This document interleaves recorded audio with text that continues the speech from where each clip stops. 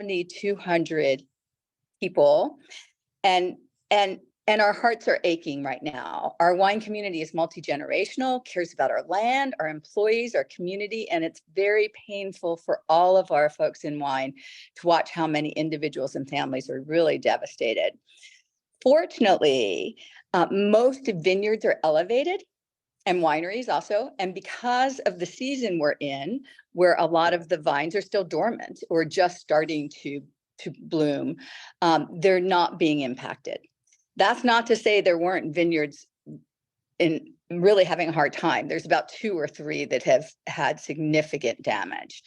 But in general, right now, because of the time of year, rain is very positive for the health of our wine grapes and soil. So it actually bodes well, as long as we don't continue having wine for this year's crop. That doesn't mean that we don't have tragedies.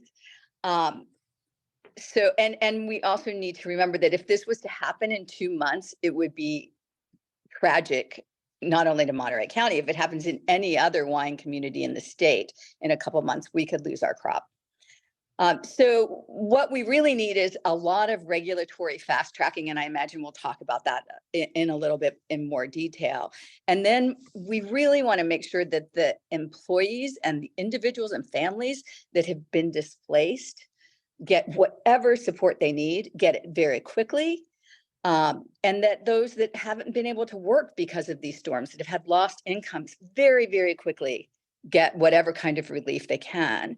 In terms of business relief, there are lots of vineyards and wineries that have had problems. They've lost culverts, they've lost pumps. So whatever support we can get with that would be helpful.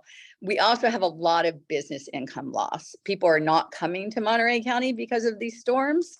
And so then we're losing sales. It's also really difficult for us to ship wine club shipments out right now. We can't even get FedEx trucks to come down to some of our wineries currently. And then for those vineyards that were impacted, even though it's a few, they don't have flood insurance. You can't get flood insurance for a vineyard. So the reality is, if they don't have the money to repair, make the repairs, clean up the vineyards, and then replant, they won't be in business. So we really need some relief funds for these businesses to provide whatever income loss that they've had, and then definitely for the vineyards that have been impacted. Thank you very much, Kim. We appreciate that. And let's move to Norm Groot. Norm Groot is the Executive Director of the Monterey County Farm Bureau, and Norm has his finger on the pulse of the impacts that these storms and the previous storms have had on our industry. Welcome, Norm, and thank you for being with us today. Thank you, Nick, and thank you all for being here today. Appreciate it. I'm going to try and be as quick as I can here. Crop fields in the Salinas Valley and the Pajaro Valley are experiencing significant flooding and inundation at this point. Salinas Valley flooding appears to be greater along the Salinas River than what we experienced in January, and with more impacts to fields and rural roadways. In January's storm events, we had over 15,000 acres that were impacted by flooding and inundation, with over $330 million worth of farm losses. We expect that current storms are impacting more acres, particularly west of the city's Salinas area. There will be more crop losses as areas that have not experienced flooding now are now experiencing it for the first time. The Nacimiento Reservoir has been releasing water into the Salinas River since late last week in anticipation of the inflow expected from these storms. With capacity now at 87% and more rain expected in the next few days, releases from the reservoir will need to continue. This contributes to the amount of water in the Salinas River already at capacity flow levels. The channel was not adequately maintained in recent decades, and capacity flow rates have been severely reduced due to sandbar buildup and excessive vegetation, particularly non-native vegetation that has overgrown in many reaches of the river channel. Levees have deteriorated due to permitting restrictions, and this highlights the need for a comprehensive channel maintenance program that state and federal agencies have been reluctant to issue permits for in the past decades. The Pajaro Valley has many acres of crop fields that are currently underwater due to the levee break over the weekend, and waters may not recede until that levee break can be reconstructed. This poses a serious threat to crop production for the entire spring season and possibly longer. As we've detailed in January, for crop fields to get back into production, a testing protocol is necessary to determine if pathogens are present in the fields. This could be a 60-day process after waters recede from the fields and damage assessments can be fully made. Food safety is our highest priority, and growers will follow the protocols established by the Leafy Greens marketing agreement. With fields being so saturated and inaccessible, planting schedules that are set for March will probably be delayed. Determining when planting schedules can begin will depend on how quickly the fields that are not impacted by flooding or inundation can be accessed and worked for planting. We're also aware that many farm workers may not have opportunities to work for their farming operations during these big storms and the flood events. Determining these impacts will require surveying farm employers about their flood damages and delayed work schedules. Thank you. Thank you very much, Norm. We appreciate your input and agriculture's perspective from both you and Kim. I want to shift gears now and go to the Monterey County Water Resources Agency. Shaunna Murray, one of our engineers, is on with us today. And Shaunna, can you give us a situational update with regard to the Pajaro River, the levee mitigation efforts going on, and then the Salinas River and the things that you are watching and concerned about? Yes, thank you. And I really appreciate the community's patience during this dynamic time. The flooding has been very widespread, with many communities being impacted. To start with Pajaro, and just in general overview, we're going to see systems continue to, stay high and be wet. And so we're going to have to continue our vigilance on watching the rivers and preparing. When these systems come in and the system's already very wet, the flows really do not decrease for quite some time. So on Pajaro, we have a primary breach up at River Mile 10. And then we now have a secondary breach at the outlet of By the Ocean at River Mile 1. And let me explain how this kind of benefits the primary breach. So when the river waters now can flow into the farm fields, they cross through Pajaro under Highway 1 and they go all the way to the ocean. There was a lot of pressure on the outside of the levee for that water. There was nowhere for it to go. So it has breached by the ocean. And now that's actually a relief valve for the community. So we're starting to see elevations of the impacted areas, the water starting to recede. And so this is actually a good news thing for a secondary breach like this. We have a kind of a threefold project at the primary breach. And the first thing was to get site access. This is a very remote site and it was very wet. So we had to build roads and build staging areas to start bringing in rock. And so that was completed yesterday by midday. The breach has begun being stabilized. You can see in this photo, the first boulder to come into the river was placed yesterday in the afternoon. This will continue. It's to stabilize the breach. No, I'm sorry. We want to make sure that the breach doesn't get any larger. So our first primary objective is to stabilize the area. And you can see we're using a mixture of rock, of smaller rock, to access the area safely by putting rock on top of the levee road and then putting the large boulders in the stream bed. Our third objective will be to raise the height of the temporary repair. And that's when we're going to see the river back in its channels. And so until that's done, the river is still going to flow outside of the breach. And so when these next storms come in later in the week, which look like very similar height to these last storms, we will have water coming over the breach area. Again, we want to stabilize it so it doesn't get larger, and we're trying to plug it. I don't have a timeline yet as to when that will be completed. As far as this, and this is one more way of, reinforcing the area. This picture of, we had to move the flood wall out of the way. That's off to the right. The river's off to the right. And this is just reinforcing so we don't cause damage to the existing levee. We are working 24/7. The state's operating the contractors. And they are working 24/7 until this problem is resolved. We're Thank you. watching. I'm Okay. sorry, Shaunna, go ahead. My bad. I was ready to switch to the Salinas River unless we Okay. want to. Perfect. Thank you. Okay. On the Salinas River, we are watching those peaks come through Spreckles, late last night and early this morning.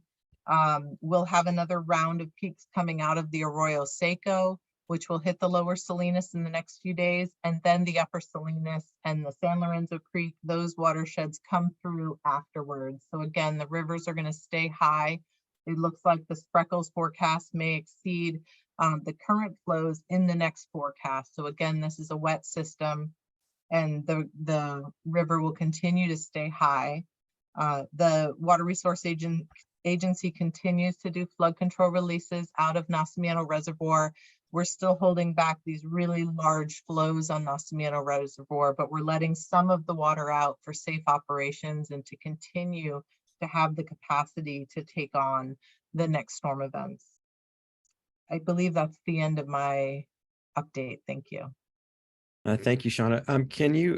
Shaunna, can you comment on the Salinas River where it intersects Highway 1 in Marina and what we're looking for over there with regard to potential for flooding onto the roadway? So at this time, the roadway is still clear and open. I was out there about an hour ago and there looked like some capacity. The peak is coming through this afternoon, so we haven't seen it maybe quite yet, but we're almost out of the woods on the Highway 1. So we'll need to continue to monitor that situation over these next few hours. Thank you, Shaunna. And we're fortunate to have with us this afternoon Undersheriff Keith Boyd. Undersheriff Keith Boyd is representing Sheriff Tina Nieto. Sheriff, can you give us an update, situational update on public safety measures and the efforts of the Sheriff's Department along with our other first responders here in the County of Monterey?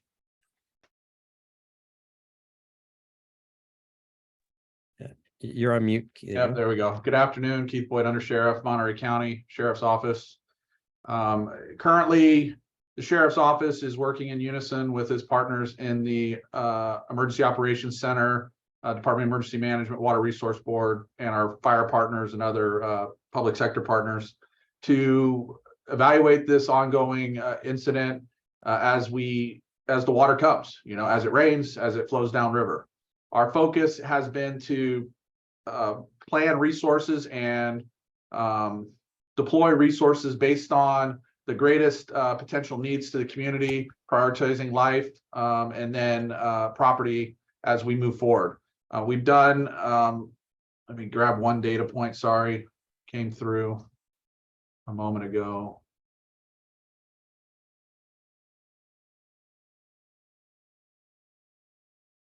Sorry.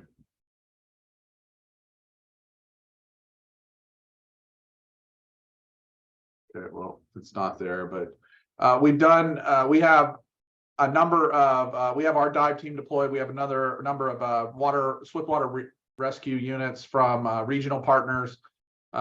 Due to Sheriff's Office resources, we have also made requests for additional law enforcement resources from mutual aid partners throughout the region, utilizing the California law enforcement mutual aid system. Currently, we have a large number of our staff deployed in and around the Pajaro area, manning roadblocks and security perimeters to provide for that community while it's inundated with water. One of our big concerns is to ensure that those that are still may be there, that if they call for support, we're in a position to provide rescue services, but also we want to keep people out due to the high risk of dangers that are presented in that water area. We are also deploying resources up and down the Salinas Valley in preparation for water flows and issues. Overnight, we had some topping of roadway and river in the Salinas area, as well as some flows in and around the Spreckles area. So we're monitoring and deploying as needed. It's a constantly evolving situation, but currently our position is stable, but we are requesting additional resources in preparation for the incoming weather overnight to ensure that we can provide adequately for the community in a timely manner. Thank you, Undersheriff Boyd. We really appreciate you being here, and we appreciate everything the Sheriff Department is doing. We also have with us this afternoon, and I'm hoping he can hear me, is Juan Hidalgo, who is our new Agricultural Commissioner. Juan, would you like to make a couple remarks with regard to what the county's Agricultural Commissioner's Office is doing in conjunction with the ag industry to ensure continuity? Agricultural Commissioner's Office is doing in conjunction with the ag industry to ensure. Okay, sorry about that. Hopefully you can hear me okay. Thanks for having me. I'm Juan Hidalgo. I'm the Monterey County Ag Commissioner. Certainly one of the roles that we're doing is working with our industry and our growers to be able to do some damage assessment. This is going to be a long process, and as mentioned earlier by some of the ag industry representatives, some of the damages that we're seeing now are quite alarming. We are seeing much bigger damages to our agricultural area than we did during the January storms. Certainly, one area of assessment that we're working on is the Pajaro area. This was an area that was not quite as impacted in January as it was right now. So we're trying to reach out to those growers and try to do some assessments, but this is going to take some time. It does make it challenging when growers are unable to get into their fields, and hopefully that will happen with time as some of the flooding begins to recede and some of the roads become open for them to be able to access their fields and be able to really get a really good sense of the impacts to their agricultural areas and also impacts to infrastructure, which are going to be significant, especially in the Pajaro area. But as it was mentioned earlier, the impacts down the Salinas Valley are definitely going to be much bigger than what we initially saw in January, just based on seeing some of the images from flooding that we're seeing and seeing some of the evacuation orders. So we're going to continue to work with our growers over the next several weeks to be able to assess, get a good picture of what the direct impacts and potentially future impacts are going to be to our agricultural industry.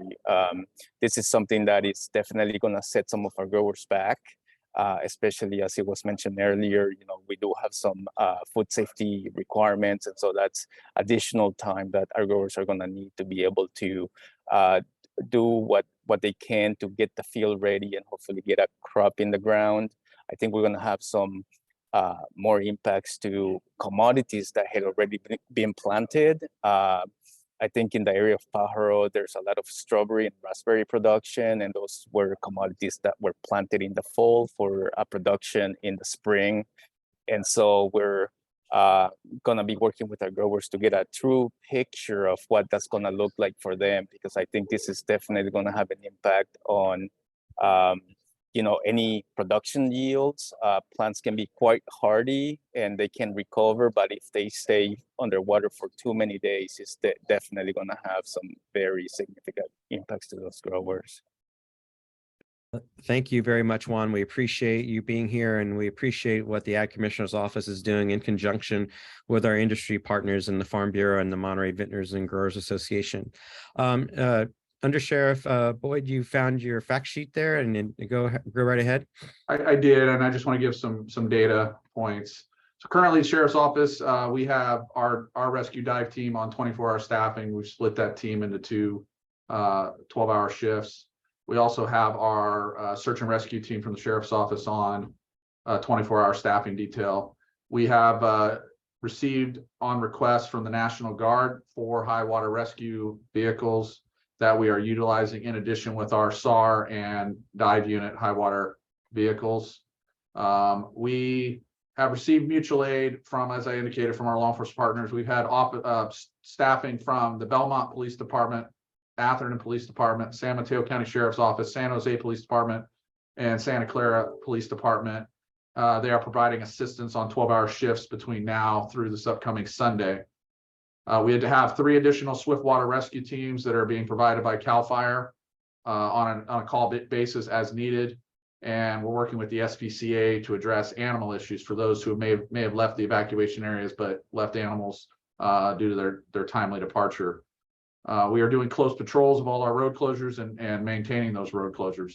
In the Pajaro area, we have evacuated close to 2,000 people evacuated in the Pajaro, but we are still getting requests for services as the incident moves on.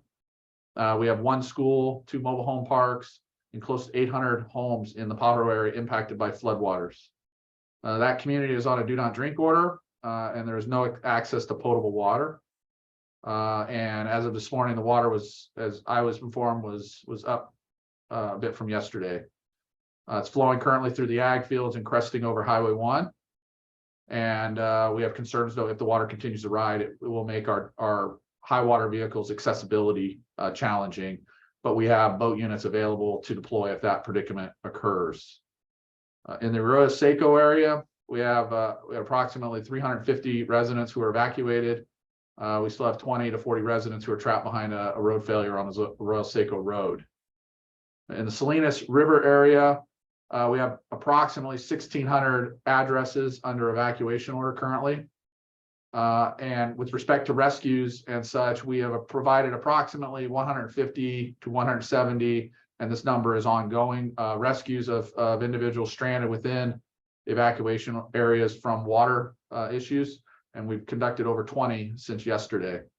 We rescued a woman and a baby who were rescued while trying to drive their car out of the Pajaro area through water, and their car was pushed into a ditch. We highly encourage people, if you see water, don't drive through it. Turn around, avoid the hazards of driving through water. It only takes a little bit to cause severe risk.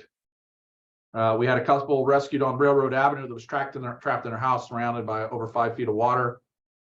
During a rescue in a house, numerous people were rescued that were standing on the roofs of their cars and trapped in the water because the water was moving so high and fast.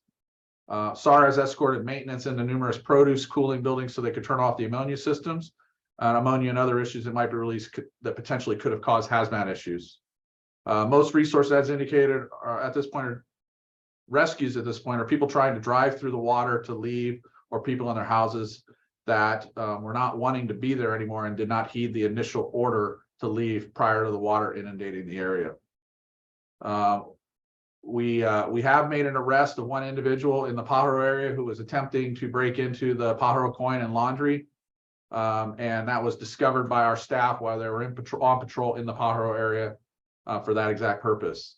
And we have had reports of subjects attempting to break into vehicles in the Pajaro area. Stuck in a press conference that's going to go for an hour. Bennett needs. That is what I have to offer. There was a question in there about any deaths or injuries, any missing people reported. At this time, the sheriff's office has no reports of deaths, and we don't have any reports of any subjects missing from the storm. We did have a plane crash yesterday outside Castroville, small plane crash, non-commercial. The pilot successfully parachuted from the plane prior to its impact from the ground. He sustained minor injuries, was transported to a local hospital. And that is my report out at the moment. Thank you. Thank you very much, Undersheriff Board. We really appreciate that. I'm going to go to the Q&A portion now of our press conference. Scott, I'm going to get right to you in just 1 second. Let me just buzz through a few that are in the chat. Victor asked if this was going to go on Facebook or YouTube. We are recording this, and we will post it to our Facebook and YouTube page, and we will send a link out to you once it gets uploaded. Also, there was a question in the chat earlier for Shaunna. Shaunna, could you shed some clarification light on how big that breach was? 300, 400 feet? And what was the approximate size of that breach? Yeah, so it's pretty hard to estimate. So I know the number has jumped around a little bit. It started at about a little over 100 feet, and it has gotten bigger in more of the 300-foot range at this time is the best estimate. Great, thank you very much. I'm going to go to the hands right now that are raised, and I'm going to go ahead with Scott, and then we'll go to Sarah. Scott, go ahead and ask your question. Thanks. This is a question on the agricultural piece, both for Juan and Norm. Juan, you talked about strawberries and raspberries, but can you talk a little bit more about what's vulnerable next in terms of crops? And I know it's early, but what might this mean to yields and things like that? And then for Norm on the labor piece of it, if you what are the the implications of not having March, and is there concern that when things get back up and running, there will still be the labor force there that the growers need? What's done about that, and is there a historical precedent for that? Thank you. Thank you for your question, Scott. I think for the agricultural piece and what it means for our commodities here, I think when it comes to strawberries and raspberry production, assuming that our growers are able to salvage their plants, which there's a possibility depending on how quickly the waters are able to recede. We might be looking at reduced yields for the rest of the season. From experience in previous flooding that we have seen in the past, we're looking at anywhere from 30 to 50% yield losses. And then as far as other commodities, there's a lot of leafy vegetables in this area as well. And so, the impacts are going to have to, they're going to be in regards to food safety and the amount of time that growers are going to have to wait before they can plant either lettuce or broccoli or other leafy vegetables on those soils. So that's definitely going to delay, production in some parts of our county. Not everywhere, right? But certainly the areas that were impacted by the rivers and flooding. And Norm, would you like to add your perspective, please? Sure. That testing protocol, just so you know, is probably 30 to 60 days based on the Leafy Greens marketing agreement requirements for testing of soils and irrigation water, other equipment. So there will be some delay in getting those fields back into production, just depending on how those tests and protocols come out. As far as the labor is concerned, most of the labor is through contract labor situations. The farms themselves often do not have those employees directly, and so they will be able to work in the area and other fields that were not impacted by this flood event. And so we expect that we will still continue to have a labor force. It's just a temporary situation where we cannot get in the fields right now due to the extreme moisture that we have in those fields. But we don't expect in the long run that we're going to have any continuing labor issues. Thank you, Norm. I appreciate that. And when you ask a question or I call on you, please identify your news outlets for the benefit of our guests. And I'm going to go to Sarah Rubin with the Monterey County Weekly. Thank you, and thank you for doing this again today. I have a few questions. One is, we're seeing from the Weather Service, and sorry to identify myself, I'm Sarah Rubin, the editor of the Monterey County Weekly, which I think Nick said, but I'll say it too. When we're seeing from the Weather Service an advisory about high winds and possible power outages again, is there anything to your knowledge that PG&E is doing differently this time? Can we expect kind of a repeat of what we saw last week with tens of thousands of customers without power for days on end? Or what is the status with PG&E? Sheriff, do you have any information with regard to that? We put in some information requests yesterday, and I'm not sure, Sarah, if they got a hold of you, but Sheriff, do you have any perspective with regard to PG&E's activities? At this time, I don't. I can circle back and get some information provided to Nick to put out to the group if Nick has an email chain, but give me about an hour or so and let me look into that. All right, thank you. Hey, everybody, this is Sheriff Nieto, and I'm just leaving the Power area, so I'm sorry that I'm late, but I can tell you that there are large PG&E trucks out in that area working on some of the issues, but again, I don't know what they're talking about because the community is still inundated, at least in the Power area. Yeah, and we are trying to get information out for the press with regard to PG&E. It's been a little bit of a challenge, but be patient with us and we'll keep trying. Sarah, do you have a follow-up question? I do. On a different topic, I'm hoping that somebody in this group might be able to clarify if the do not drink order is for the entire Pajaro Sunny Mesa Water District, or exactly where is that? And then is there any kind of bottled water pickup site, or are all of the people affected by that under evacuation orders?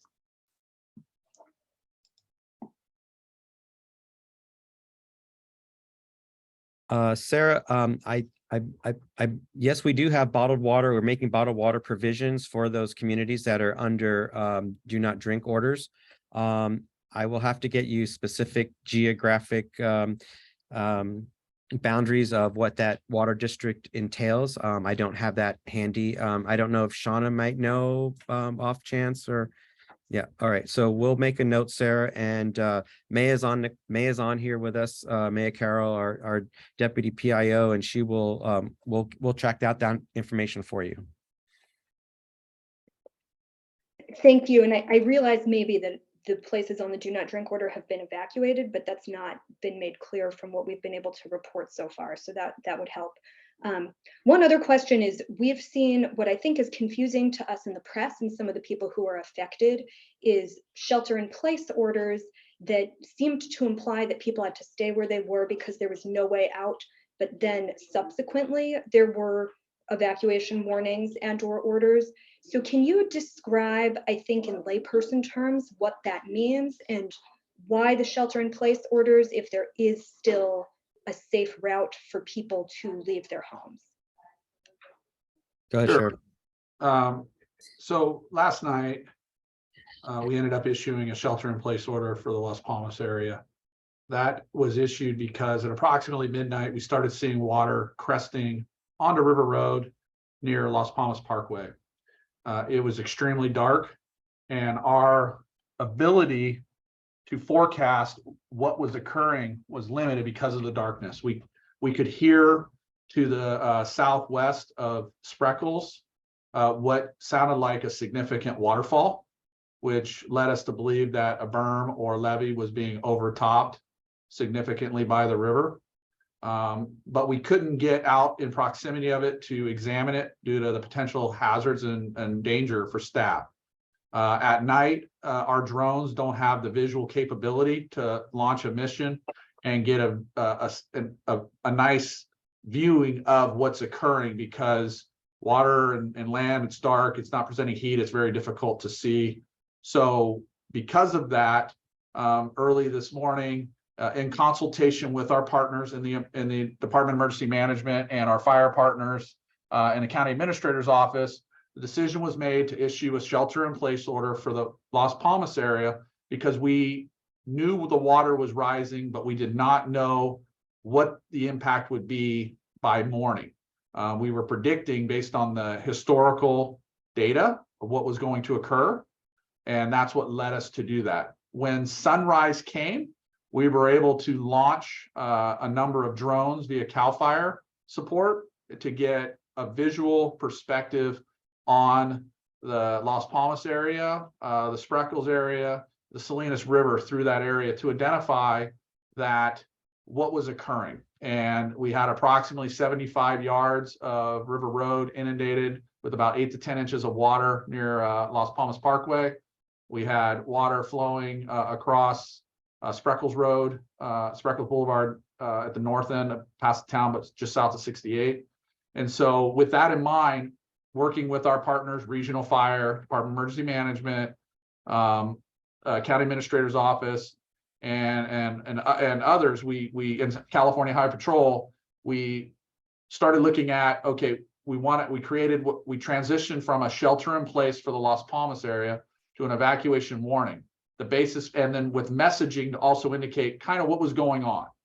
You know, we had to explain that transition from a shelter in place to an evacuation warning. We wanted them to be aware that the water was rising, that the roadways were getting impacted, and we needed to understand if this was the time versus sheltering in place where we had unknowns to now we have what we are considering known facts. This was the time for us to give them the opportunity to be aware of what was occurring. And if they on their own wanted to take the initiative, they could, or this would be the time for them to go get supplies so that if they chose to stay, that they were in a position that if the roadways ended up getting cut off for protracted periods. Thank you, Sheriff. Okay, I'm going to go to the. Can I ask just one more question, Nick? I'm sorry, I don't mean to monopolize this, but I do want to just follow up on that, because I think, and I asked you about this yesterday when we were in this group, but 2 months ago, there was so much messaging, so much preparation countywide through the press and from the county directly to the public about preparation for conditions and isolation. And I guess I'm just surprised and a little bit befuddled that yesterday I asked about this, and the sense was it could be an island, but probably not. Just stay tuned. But 2 months ago, we had multiple press conferences and sort of this drumbeat and sense of urgency around preparedness for conditions that in most cases didn't come to be. And maybe, you know, we can cross our fingers and that will happen again. But I wonder if there is a reason why sort of the messaging has been different this time. Is there a different approach deliberately by the county? Is there a feeling that it was Boy Who Cried Wolf and it was too much and it scared people off? Or why this different feeling around sort of the timeline and this kind of message and preparation during this series of storms? And thank you, and I'm sorry I've taken a lot of questions in a row, but I will. That's okay, Sarah. Appreciate your questions. Let me just start, and then maybe some of my colleagues will piggyback on. There was a tremendous amount of preparation for this event as well. The two events were very, very different, where the January event was this long-term atmospheric river event that lasted many, many, many days over long periods of time. This one wasn't predicted the same way. We were making decisions in January based on the information we were getting in real time from the National Weather Service and the National Oceanic and Atmospheric Administration, where we're getting reports every day. And so, you know, to say that, you know, we are measuring our messaging this time, I think we were fine tuning it. I think I prefer to say we're fine tuning it because, you know, we want to be accurate. We want to give people information to help them prepare as quickly as possible and to protect themselves and their families and their property. And so we're following the science. We're relying we're not just making the decisions, so to speak, in a vacuum. We're following the experts from the federal and state agencies that are providing information to us. So that's one of the reasons. Shaunna, do you have some perspective with regard to water, you know, and the conditions, the different conditions this time? Yeah, thank you. So, you know, rivers can behave very differently depending on the time of year and just that antecedent moisture condition. So when we're coming out of a drought, things are very dry. A lot of rainfall gets absorbed and it doesn't start running off. And so that was a very drawn out event in January with multiple storms. This event really did come in very quickly. It came in earlier and higher than what was originally forecasted. So we were tracking that as the storm happened. It kept coming in before forecast and with higher rainfalls. And so the system being very wet means the system ran very quickly. So we look at travel times and we look at dry conditions, average conditions, and wet conditions. And you can have things moving, you know, 2-3-fold as fast. So when we go for weeks, sometimes on dry conditions, if the water even makes it to the ocean, you can go in days in a wet condition. And so I think that really is driving as far as how much time we have while we're in the event to actually be responsive. Thank you for that, Shaunna. Undersheriff Boyd, would you like to add any perspective to those remarks? No, I don't think I can add much more than what you've said, Nick, or what Shaunna said. I mean, our role is to evaluate data and use that data to make decisions and recommendations and work as a group, but ultimately make decisions based on the data and the science. And there's variables at play. We began planning for the event and developing plans to be prepared for the event. And but we have to react to what the data shows us. And we work with our partners in a collaborative manner. Throughout the county, there are different areas that are represented by different partners. You know, we have a number of fire departments that work across the county, servicing whether it's Carmel, Big Sur, the Salinas Valley, South County. There's different partners that we engage in these decisions because of their knowledge, their expertise.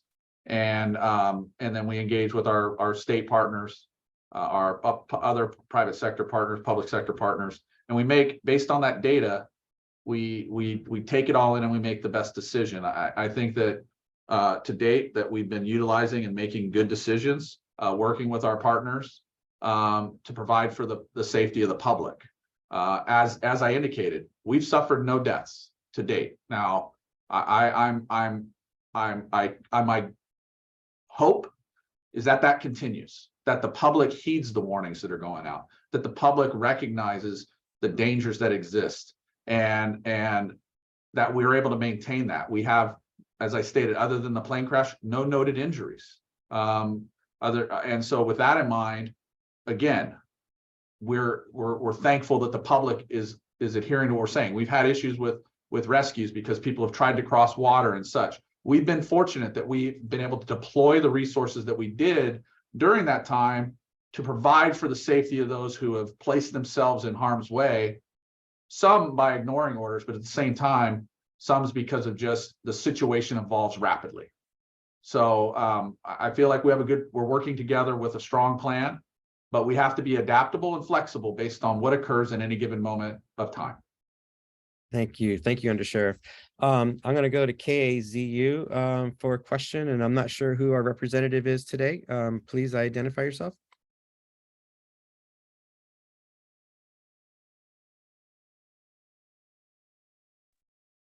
KAZU News, you have your hand raised. Sorry, let me get off mute. I apologize about that. I'm John Spolvito, the Associate General Manager, just asking some questions on behalf of our news team, which, like all the other news teams around, are a little stretched thin. The Nacimiento Reservoir, it's at 87% capacity. Is there any possibility it hits full capacity in this next storm? No, we don't believe so. We're managing that very closely, have 24/7 operations and monitoring on that.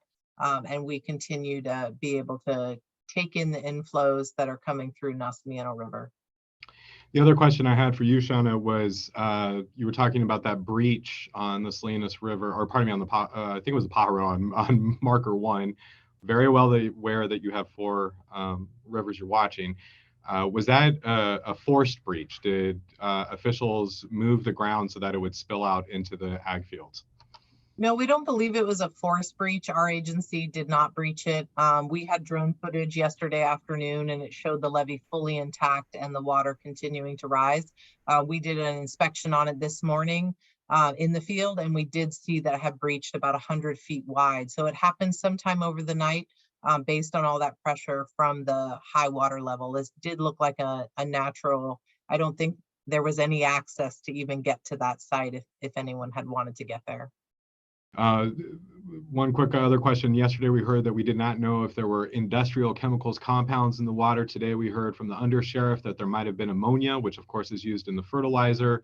We have a reporter right now talking to the city of Salinas, getting information about them diverting water to Monterey 1. I'm really curious if there's any update about the water quality, what's in the water, and whether industrial chemicals or other toxins or threats to the ecology or human health are in the water currently. So that would be a question for Environmental Health Department to answer, and I don't believe they're here today.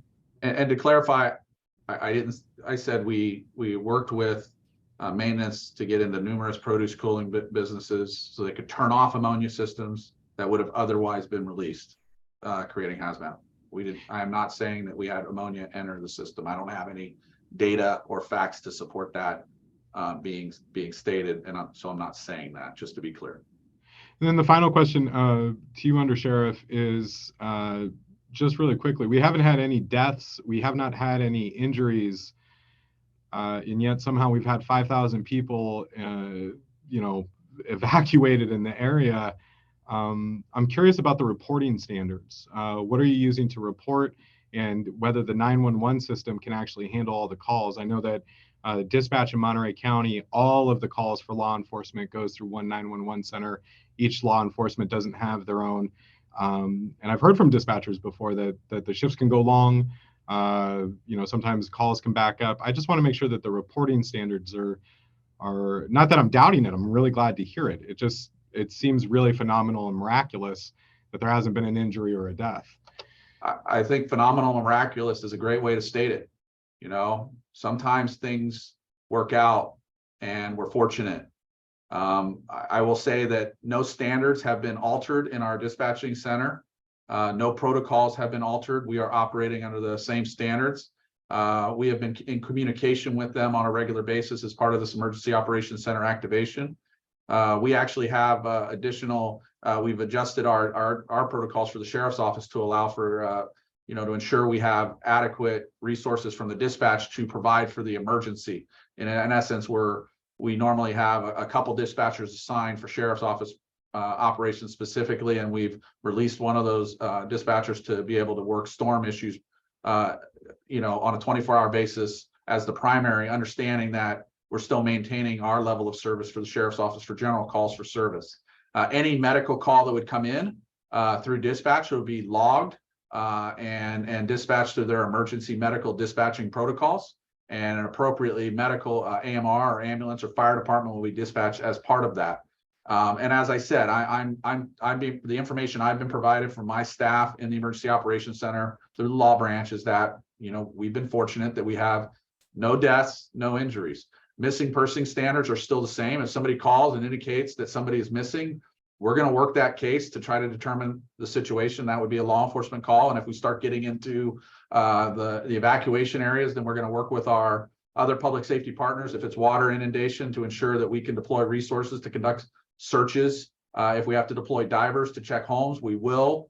But at this point, I'm confident that other than that plane crash, we have no reported injuries to anyone, no deaths, and we have no known missing persons that we've had to address. And just and my hope is we continue that. Yes, of course. If the numbers are correct, that is quite amazing. One last question, Undersheriff Boyd. How is this affecting other 911 emergency response services? I'm talking about things that aren't necessarily flood related, but EMT, things like that. Are those still operating smoothly within the county based on what you're seeing? Yeah, based on what I'm seeing and the communication that my staff has had with our communications department, the county communications department, they are staffed, and all desks are covered, providing services for all of their contracted agencies throughout the county.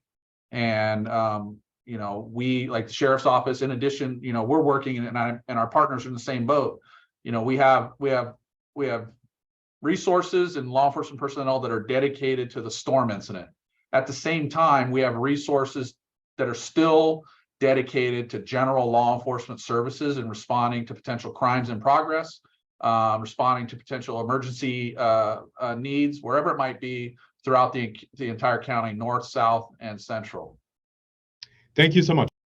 Thank you, Undersheriff. Rob, John, and Ray, you've been very, very patient. Let's go to Rob, and then I'm going to go back to the chat for a question. And by the way, Maya Carroll, our Deputy Public Information Officer, has posted some information in the chat about the bottled water needs. Go right ahead, Rob. And what news bureau are you with?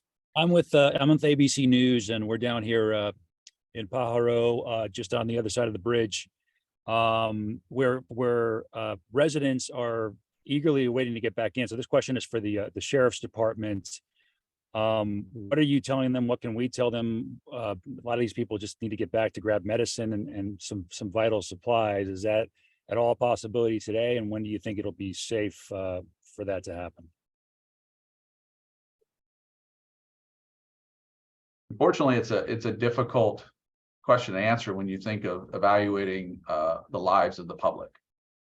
The area is under an evacuation order, and for us to allow individuals to enter that area, if it's in its current state, current conditions, we would in essence be allowing them to put their lives at risk in contradiction of our evacuation order.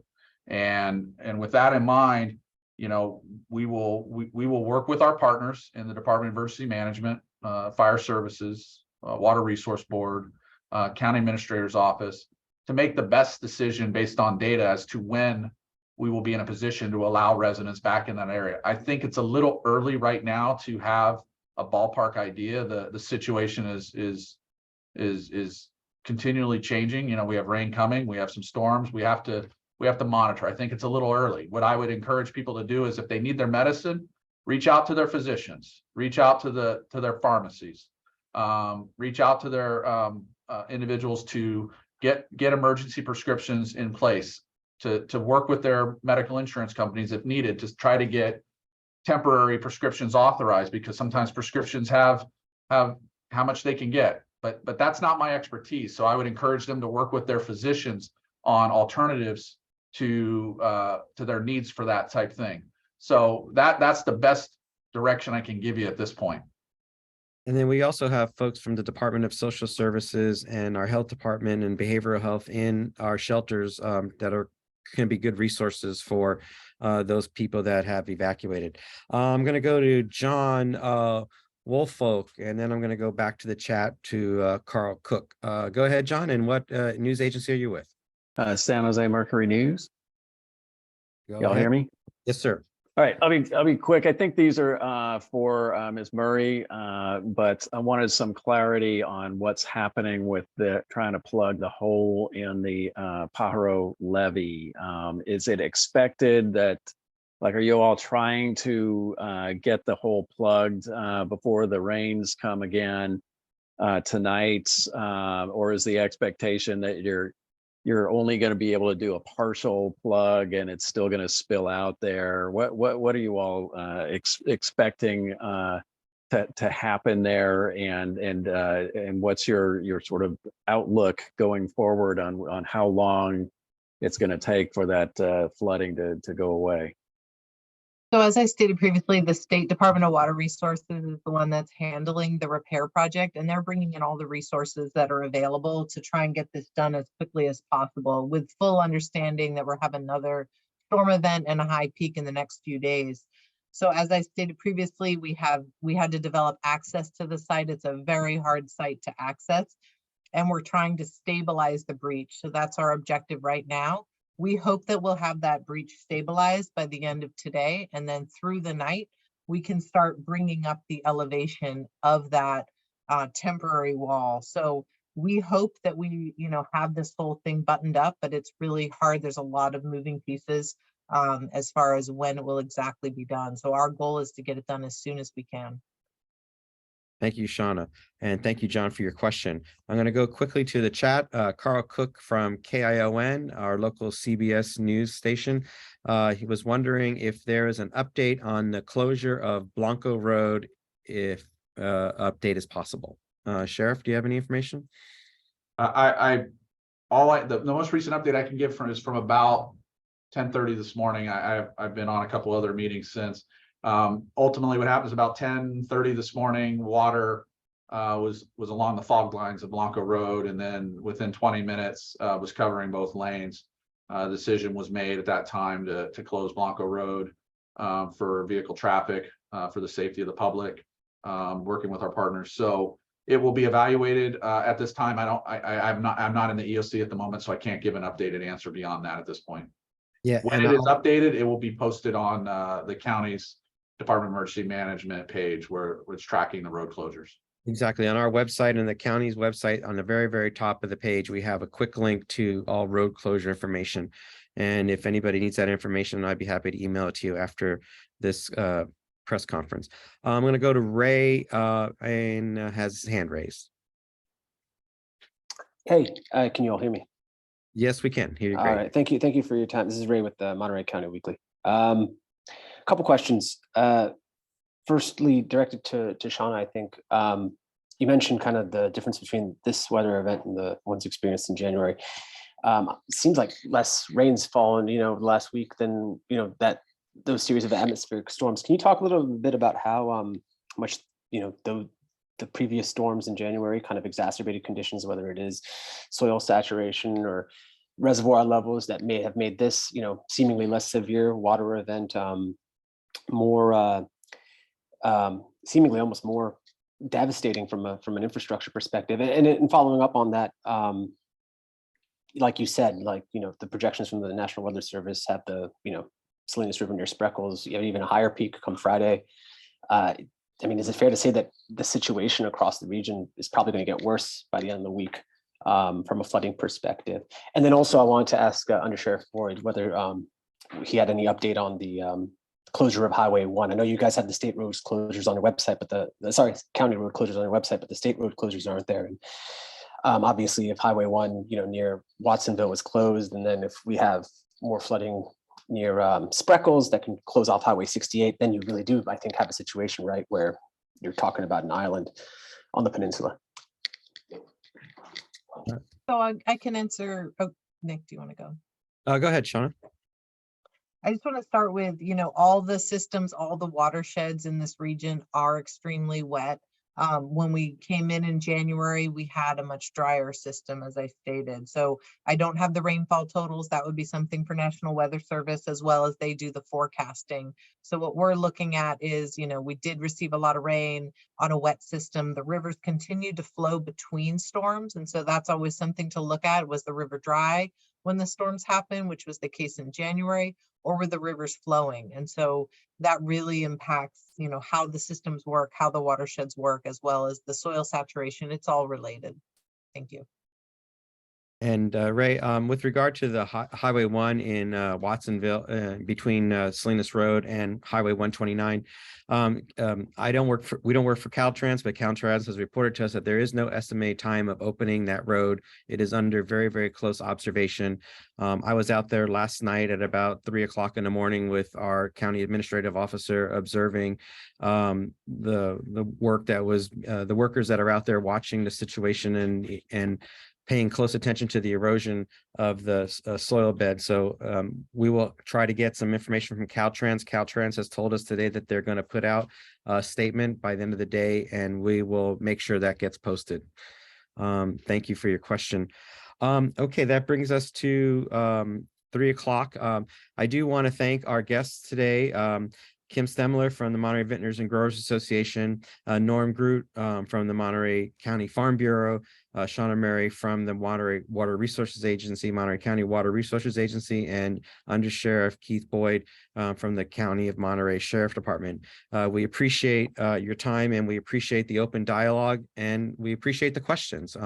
Most importantly, we want to thank our residents for their patience and for their willingness to work with us. And I think to share Undersheriff Boyd's comment before, we are very, very fortunate and blessed that we haven't had any injuries or deaths. And a lot of that is attributed to our residents and our community for pulling together and looking out for one another. So thank you very much. We will schedule another one of these tomorrow, probably at the same time.